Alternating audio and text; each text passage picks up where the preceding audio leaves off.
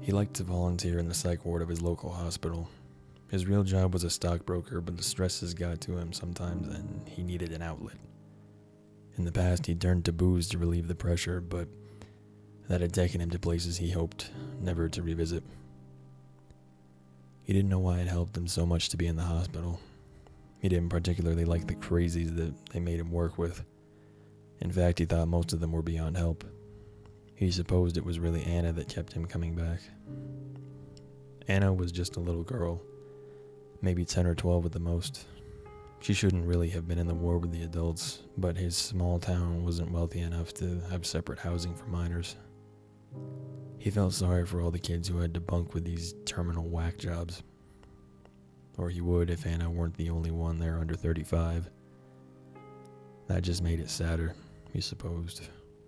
He felt the need to protect his little girl from the frightening company she kept. So he promised himself to never leave as long as she was there. Anna was probably the least screwed up person in that hospital. She had terrible anxiety anytime she left the building. They said if she left, she'd probably die from the shock of it. The only thing that seemed to make her feel better was talking. So he talked to her for hours on end about even the most inane topics. He felt a need to know everything about her, a need that transcended what should probably have been suitable for their relationship. But Anna seemed so happy when he talked to her that he could never bear to leave her for long. The only subject they avoided was her reasons for being in the ward. He felt that if there was a reason, she would tell him in her own time, and that if he pushed her, he might break the connection they had to each other. Their bond had been growing stronger every day. They were almost close enough to be brother and sister, so close that he no longer pretended to be working in the hospital. He quit his volunteering gig and came in every day just to be with her. He seemed to even be helping with her anxiety until one day he found her curled up into a ball on her bunk, sobbing quietly to herself. When he asked her what was wrong, she finally told him why she was in the hospital. She and her mother had been in a car accident with a drunk driver. Her mother had died as a result, and she had had to be hospitalized. She hadn't talked for months after that. In fact, she had only started talking around the time he had started at the hospital. Touched by the idea that he might have had some part in Anna's healing, he felt brave enough to ask her if they'd caught the killer. She told him they hadn't, that was why she couldn't leave. She was so scared he'd come after her. He tried to comfort her, tell her that a drunk driver wouldn't even remember her, but nothing helped. Finally, in desperation, he promised to kill the driver if he ever managed to get close to her. That got Anna's attention, and though she was shocked at the statement's brutality, it at least got her to stop crying. The rest of the day went normally, but he decided that he would talk to Anna's doctor before he left. He hadn't talked to the doctor before, but everyone at the ward knew him, so he felt no qualms about introducing himself. When he asked about Anna, the doctor seemed extremely keen to hear what she'd said.